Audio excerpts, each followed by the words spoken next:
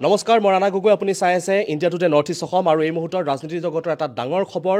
অসম প্ৰদেশ কংগ্ৰেছৰ অৰ্থাৎ নতুন সভাপতি দায়িত্ব অৰ্পণ কৰা হৈছে ভূপেন কুমাৰ বৰাৰ ঠাইত এইবাৰ দায়িত্ব অৰ্পণ কৰা হ'ল গৌৰৱ গগৈক বহু জল্পনা কল্পনাৰ অন্তত অৱশেষত গৌৰৱ গগৈক দায়িত্ব অৰ্পণ কৰিলে নতুন সভাপতি দায়িত্ব অৰ্পণ কৰা পৰিলক্ষিত হৈছে আৰু এই বিষয়লৈ আচলতে সাধাৰণ জনতাৰ মাজত এক প্ৰশ্ন হৈছিল আৰু যিসকলে আচলতে ৰাজনীতি ভাল পায় তেওঁলোকৰ মাজতো আচলতে এক প্ৰশ্ন অৱতাৰণা হৈছিল যে নতুন সভাপতি আচলতে এজন লাগে অসম প্ৰদেশ কংগ্ৰেছত এজন নতুন সভাপতিৰ প্ৰয়োজনীয়তা আছে দলটোক আচলতে থানথিত লগাবৰ বাবে এজন নতুন সভাপতিৰ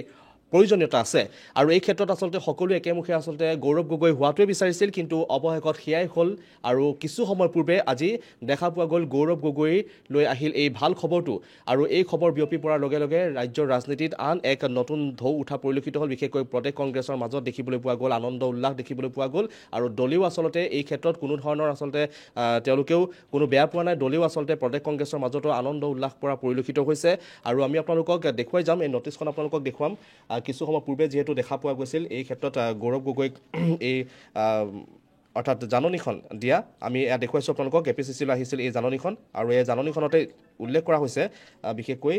দেখা পোৱা গৈছে স্পষ্টকৈ ইয়াতে উল্লেখ কৰা হৈছে APCCৰ তিনিজনকৈ যিহেতু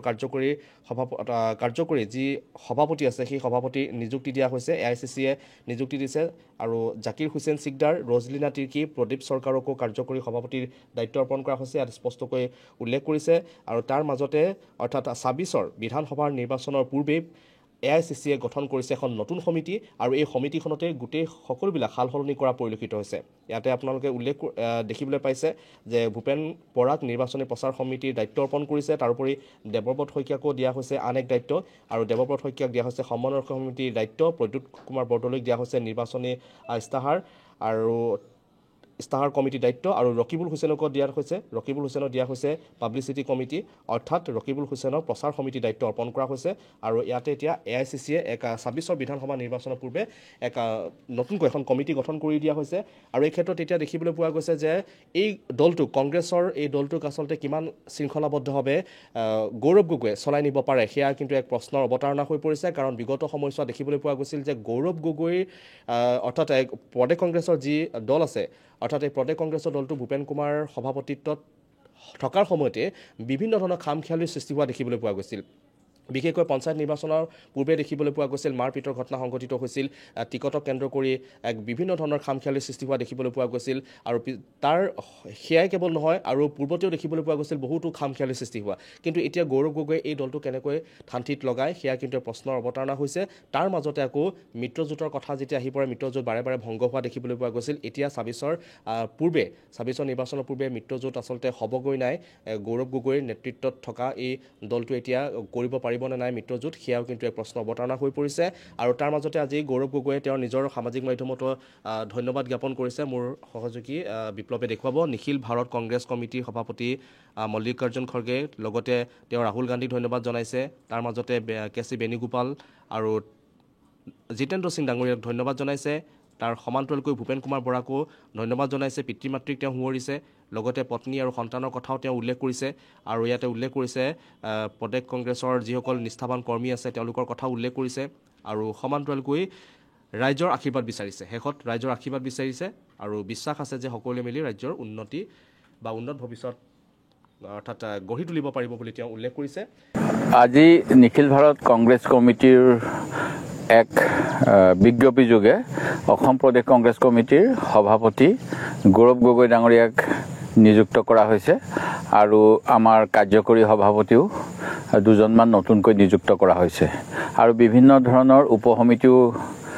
আজি নতুনকৈ নিযুক্ত কৰা হৈছে মই নিখিল ভাৰত কংগ্ৰেছ কমিটিৰ এই সিদ্ধান্ত শ্ৰীমতী সোনিয়া গান্ধী শ্ৰী ৰাহুল গান্ধী আৰু আমাৰ দলৰ সভাপতি মল্লিকাৰ্জুন খৰ্গে ডাঙৰীয়াক ধন্যবাদ জনাইছোঁ নিৰ্বাচন আগন্তুক সময়ত আমাৰ আহি আছে আৰু এইখিনি সময়ত আমি এজন নতুন সেনাপতিৰ অধীনত সৈন্যবল হিচাপে একত্ৰিতভাৱে বিজেপিৰ বিৰুদ্ধে যুঁজ দিবলৈ আগবাঢ়িম আমি ৰাইজৰ পৰা সহায় সহযোগিতা কামনা কৰিছোঁ আৰু মই আশা ৰাখিছোঁ আগন্তুক সময়ত কংগ্ৰেছ আৰু অধিক শক্তিশালী হ'ব আৰু আমি এক প্ৰত্যাহ্বান গণতন্ত্ৰ ৰক্ষাৰ বাবে অসমৰ স্বাভিমানৰ বাবে আৰু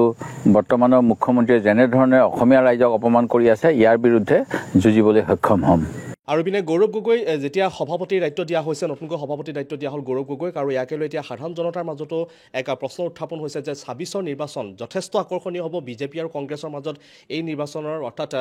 ৰণখন যথেষ্ট আকৰ্ষণীয় হ'ব বুলি কোৱা হৈছে কাৰণ দেখা পোৱা গৈছে হিমন্ত বিশ্ব শৰ্মাৰ প্ৰতিদিনেই আচলতে প্ৰতিদিনে বুলি ক'লেও ভুল কোৱা নহ'ব কাৰণ প্ৰতিদিনেই তেওঁ পাকিস্তান ভ্ৰমণক লৈ বিতৰ্কৰ অন্ত পৰা নাই এতিয়াও যিহেতু তেওঁ প্ৰতিদিনে আচলতে এক নতুন নতুন তথ্য বা নতুন নতুন অভিযোগ আনি আছে কিন্তু তাৰ মাজতে এতিয়া এই ভূপেন কুমাৰ বৰাৰ ঠাইত গৌৰৱ গগৈক যেতিয়া নতুন দায়িত্ব দিয়া হৈছে গতিকে সেই ক্ষেত্ৰতো এক নতুন অৰ্থাৎ টুইষ্ট পাইছে এতিয়া সাধাৰণ জনতাই আৰু তাৰ মাজতে ২৬ৰ নিৰ্বাচনখন যথেষ্ট আকৰ্ষণীয় হ'ব বুলি এতিয়া সাধাৰণ জনতাই সামাজিক মাধ্যমতো উল্লেখ কৰা দেখা পোৱা গৈছে